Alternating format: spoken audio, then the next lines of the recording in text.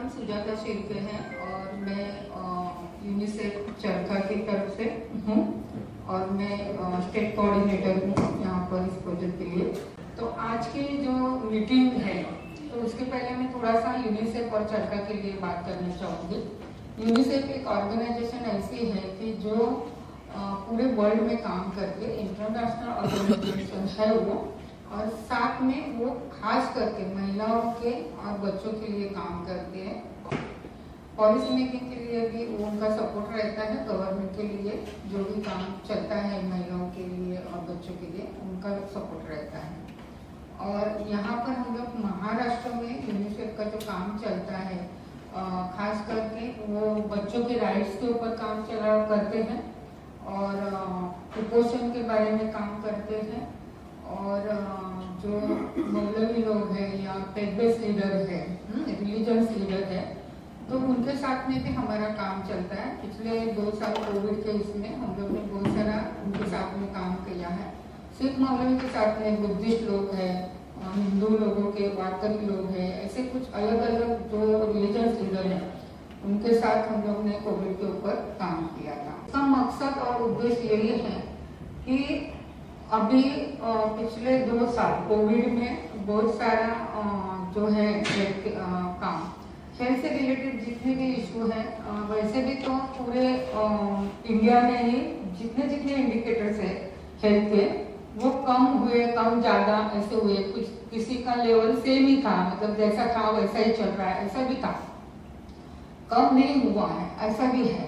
तो हम भिवंडी के लिए खास ये कर रहे हैं कि जो रूटीन इम्यूनाइजेशन है, हाँ, बच्चों को जो टीकाकरण करते हैं उसके बारे में आप लोगों का हमें सपोर्ट चाहिए, क्योंकि वो ज़्यादा से ज़्यादा कवर हो जाए भिवंडी में। इसलिए हम लोग ने सोचा है कि आप सभी को बुलाया जाए, उसके बारे में मालूमात दी जाए, क्योंकि हम ऐसा मानते हैं कि जो पत्रकार है चौथा स्तंभ असामी महत्व तो कि नहीं, कि लेखनी में और लिखाई में बहुत ताकत रहती है। और वो सारे पत्रकार जब सोचते हैं कि हम कुछ लिखे, हम कुछ कम्युनिटी के बारे में जो सवाल है वो खड़े करें, उसके बारे में आवाज करें और उसके बारे में जन जागृति भी करें, ताकि लोग शिक्षण हो जाए, है ना, लोग अवेयर हो जाए कि ज़्यादा से ज़्यादा लोगों ने टीकाकरण करना चाहिए। अभी हमारे भिवंडी में माइग्रेट ज़्यादा है, यहाँ से वहाँ, वहाँ से वहाँ लोग जाते हैं, इसके वजह से भी थोड़ा कम ज़्यादा होता है लसीकरण का।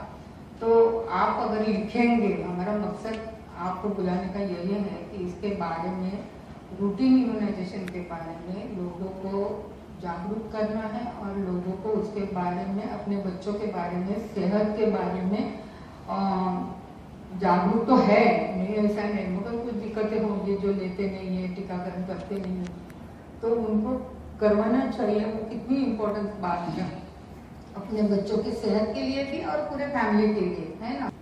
बच्चा जब दुनिया में आंखें खोलता है तो हम और आप जानते हैं कि जिस तरह के माहौल में, जिस कसाफती जिंदगी में हम और आप सांस ले रहे हैं, दुनिया में आंखें खोलने के साथ ही बच्चे को, बल्कि कभी कभी तो माँ के पेट से ही कुछ बीमारियां बच्चे के साथ जन्म लेती हैं।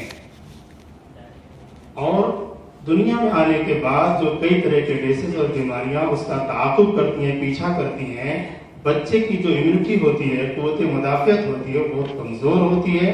अगर उसकी इस इम्यूनिटी को, क़ुव्वत मुदाफ़ियत को बढ़ाया न गया, मजबूत न किया जाए, तो कई बीमारियों का शिकार बच्चा हो जाएगा, जिनमें से बहुत सारी बीमारियां खतरनाक भी हैं, कुछ जानलेवा भी हैं, कुछ बीमारियां अब तक लाइलाज हैं।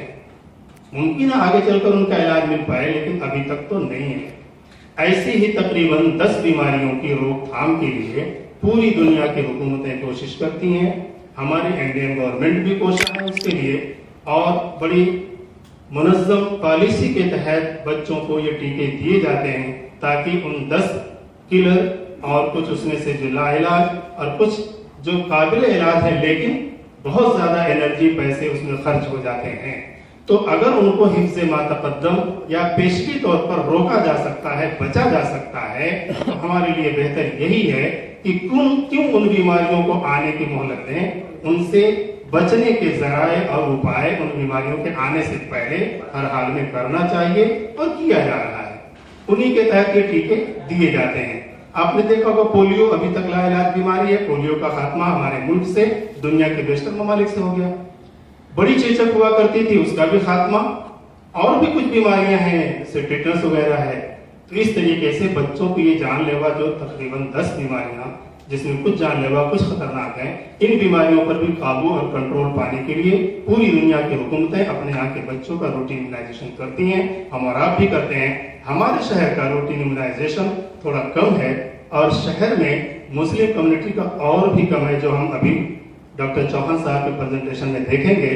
हमारी ये कोशिश होगी आज की इस मीटिंग के बाद कि हम ज्यादा से ज्यादा अपने print media, social media, electronic media के जरिए अपने शहर के इस रूटीन इम्यूनाइजेशन के फीसद को बढ़ाने की कोशिश करेंगे। 2.5 महीना 3.5 महीना इसका एक इंजेक्शन पैर पर लगता है, दूसरा एक पैर पर लगता है, जिसमें पेंटावाइड वैक्सीन से 5 है।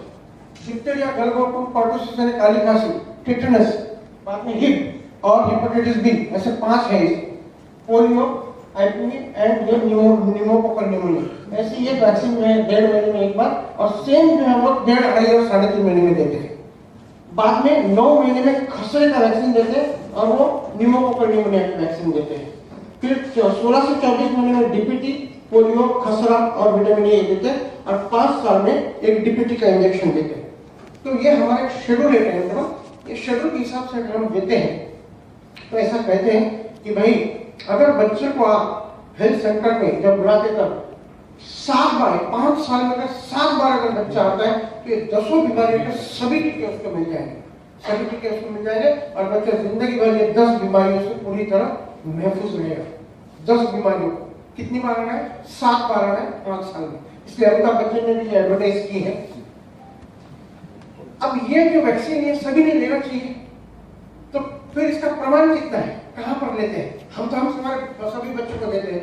कुछ लोग नहीं दे पाते हैं, कुछ लोगों को कुछ गलत फहमियां होती है, कुछ लोगों को पॉसिबल नहीं होता है, कुछ लोगों को मालूम नहीं होता है कि देना है करके, तो बहुत सारी वजह होती है। तो इसका जो प्रमाण है कौन से देश में कितना है देखिए, पूरी दुनिया में 84% लोगों को वैक्सीन मिल रहा है पूरा बच्चों 5 साल के अंदर। इंडिया में 89% तक हो गया। इंडिया अब ये 2-3 साल में बहुत बढ़ गया, मतलब ये कोरोना के पहले से जो पीरियड है, कोरोना में भी उन्होंने मिशन इंद्रधनुष कई प्रोग्राम शुरू किए और वो पूरा जो रिकवरी करके अब 89% तक है।